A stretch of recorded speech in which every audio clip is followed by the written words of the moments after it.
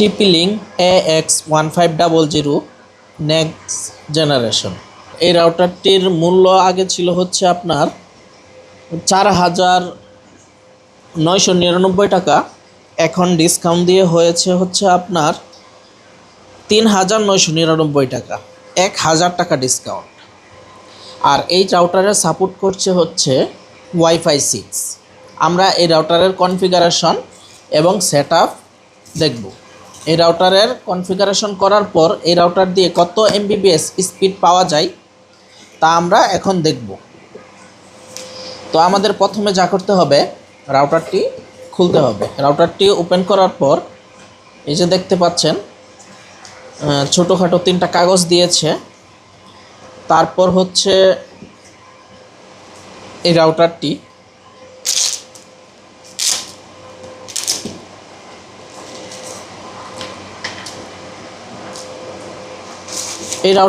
মূলত হচ্ছে wifi 6 support করে।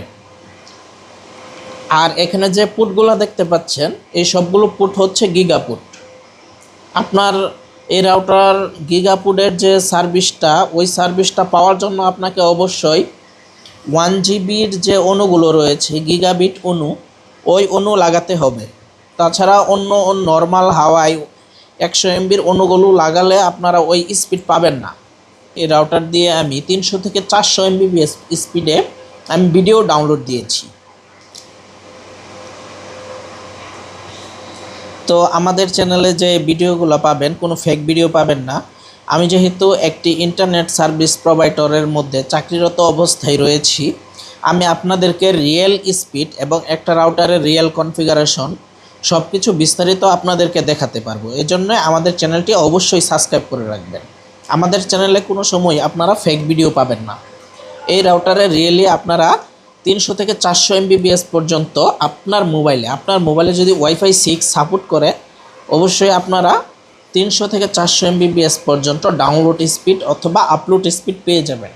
কোম্পানি মূলত সাজেস্ট করছে হচ্ছে 800 থেকে 1500 এমবিপিএস পর্যন্ত আপনারা পাবেন। আমি রিয়েলি টেস্ট করে দেখেছি এত এমবিপিএস পর্যন্ত পাওয়া যায় না। অবশ্য ল্যান দিয়ে আপনারা যদি পিসিতে ট্রাই করেন অবশ্যই 1000 থেকে 1200 এমবিপিএস পর্যন্ত পাবেন। সেজন্য হাই কোয়ালিটির পিসি প্রয়োজন হবে। এই রাউটারটির সাথে পেয়ে যাবেন একটি কেবল, এটি 1G ডাটা কেবল, আর একটি 12 ভোল্টের পাওয়ার সাপ্লাই।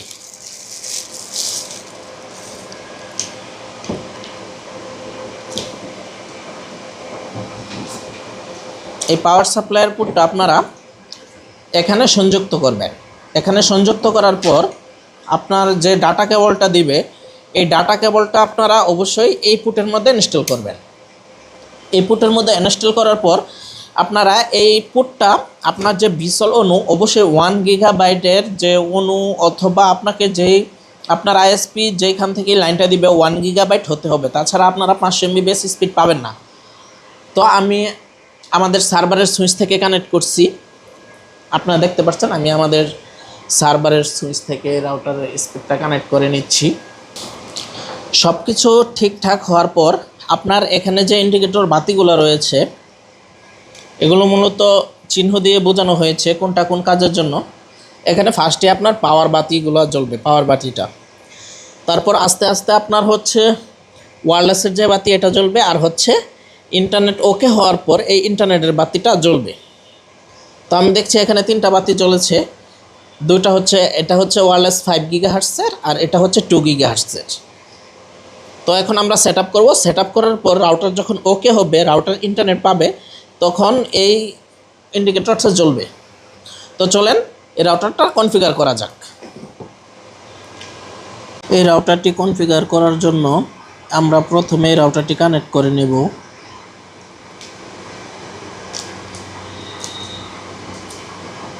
এই যে দেখতে পাচ্ছেন এখানে 2টা অপশন চলে এসেছে।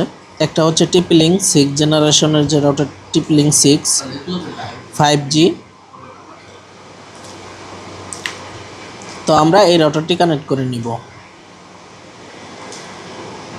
রাউটারের পিছন সাইডে একটি পাসওয়ার্ড রয়েছে, ওই পাসওয়ার্ড দিয়ে আপনারা কানেক্ট করে নেবেন। আমি আগে কানেক্ট করে নিয়েছিলাম, এজন্য কানেক্ট হয়ে গিয়েছে।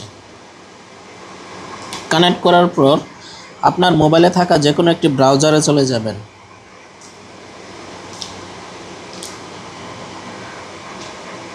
ব্রাউজারে যাওয়ার পর 192.168.0.1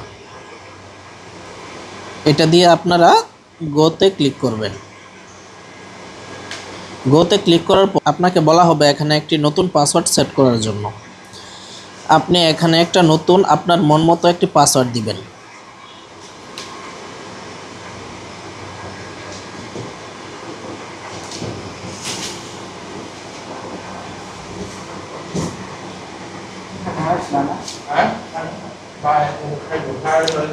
পাসওয়ার্ডটি দেওয়ার পর আপনার সামনে এরকম একটি ইন্টারফেস চলে আসবে।